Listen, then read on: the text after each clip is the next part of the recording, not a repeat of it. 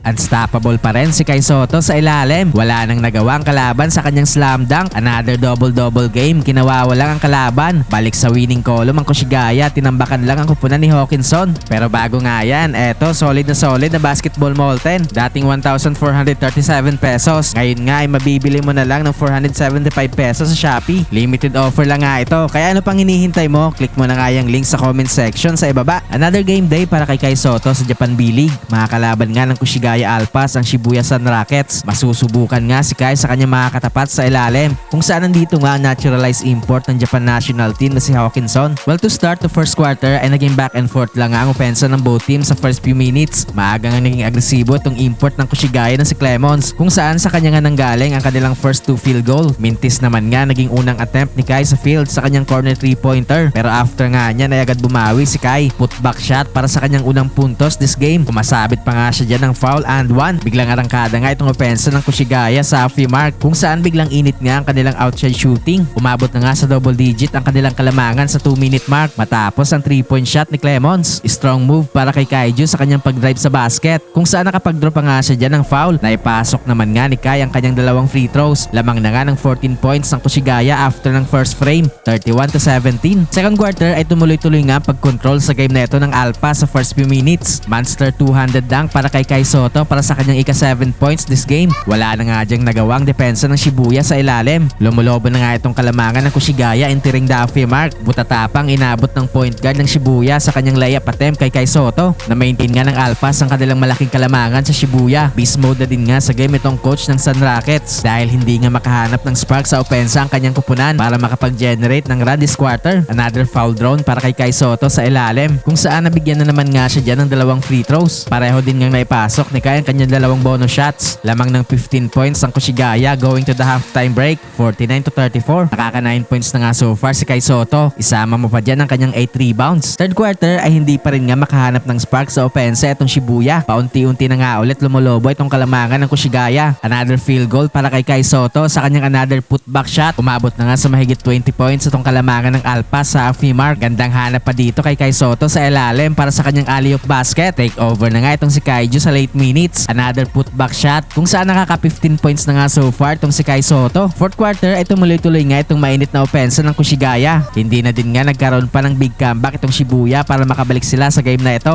Gandang assist ni Kai papunta sa kanilang import cutting to the basket. Nilabas na din nga si Kai Sotto sa halfway mark dahil malaki-laki na din nga ang kanilang kalamangan sa Shibuya. Well, sa uli nga ay panalo ang Koshigaya Alpas. Balik na nga sa winning column itong Koshigaya matapos silang matalo sa kanilang huling game. Nakapagtala nga si Kai Sotto ng 15 points, 15 rebounds. Isama mo na dyan ang kanyang 2 blocks.